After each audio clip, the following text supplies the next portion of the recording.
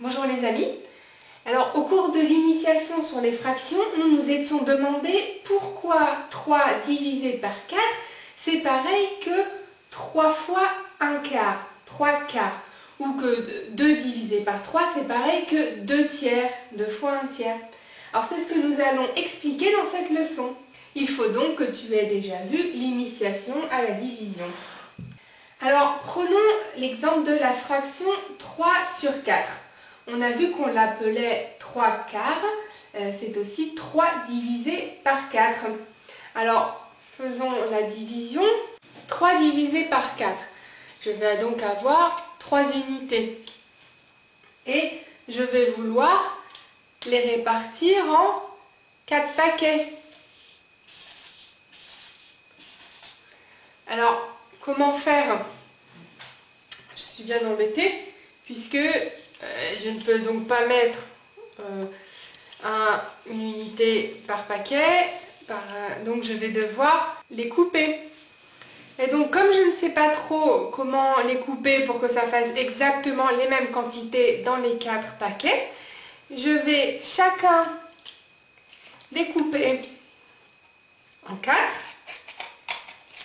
pour que à chaque fois je puisse avoir 4 bouts à répartir dans mes 4 paquets. Donc le premier, je peux mettre enfin un quart dans chaque, comme ça c'est une division bien égale. Je coupe ensuite le deuxième en 4 aussi. Ce sont 4 quarts bien égaux, hein. Comme ça, je suis sûre que je répartis de manière égale. Et enfin, je fais pareil avec le troisième,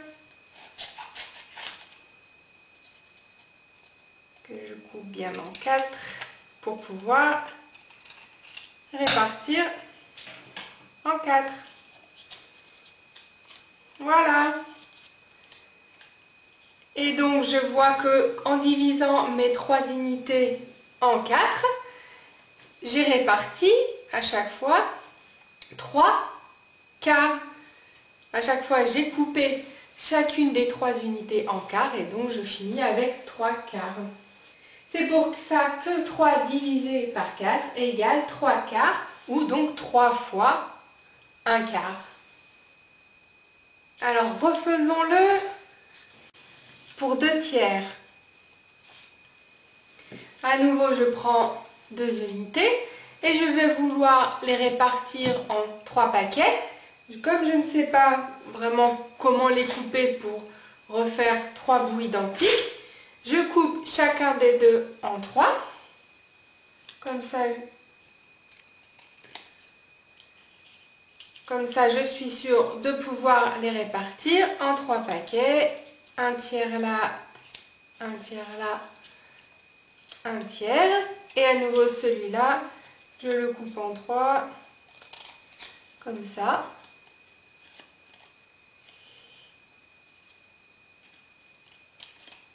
Je suis sûre de répartir en 3 morceaux égaux. Et donc, mes 2 unités que j'avais, en les divisant en 3, je les répartis bien en 3 paquets de 2 tiers. Hein. Donc 2 divisé par 3 égale 2 tiers, 2 fois 1 tiers.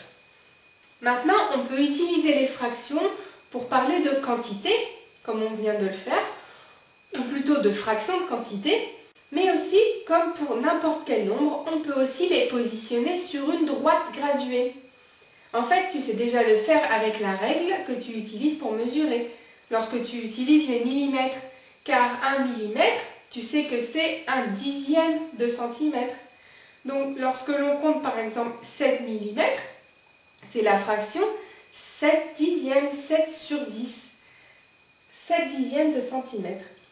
Alors, saurais-tu retrouver où est la fraction 24 dixièmes?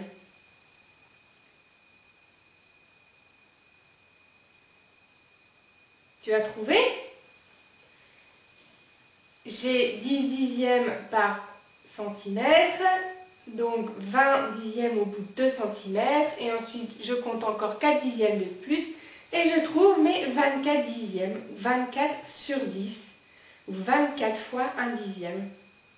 Mais maintenant, si je veux représenter 5 huitièmes, alors je dois inventer une sorte de règle où l'on découpe l'unité non pas en 10, mais en 8 pour avoir des huitièmes. J'aurai donc une droite graduée comme celle-ci, ce que l'on a déjà fait dans une leçon précédente, où tu vois, l'unité a été découpée en 8, en huitièmes. Et maintenant, as-tu trouvé alors où étaient 5 huitièmes? Là, on compte les huitièmes et on trouve le cinquième. Donc, c'est ici 5 huitièmes ou 5 divisé par 8, 5 fois 1 huitième. Voilà. Alors, pour revenir aux fractions sous forme de division, il y a des divisions que l'on peut résoudre comme 8 divisé par 4, 8 quarts. Alors, on peut écrire que 8 quarts est égal à 2. C'est facile puisqu'on sait que 8 divisé par 4 égale 2. Ça donne un résultat qui tombe juste, c'est-à-dire qu'on a 2 pions entiers, 2 unités entières. Mais parfois, comme dans les exemples précédents, 2 tiers ou 5 huitièmes, on ne peut pas vraiment faire la division, car pour répartir, pour partager, il faudrait couper les éléments en petits morceaux, comme nous l'avons fait tout à l'heure. Alors, on doit laisser la fraction telle qu'elle, et peut-être que si l'on doit faire des calculs ensuite avec, en additionnant ou en soustrayant, la division deviendra alors possible. Ça, on le verra dans les prochaines leçons.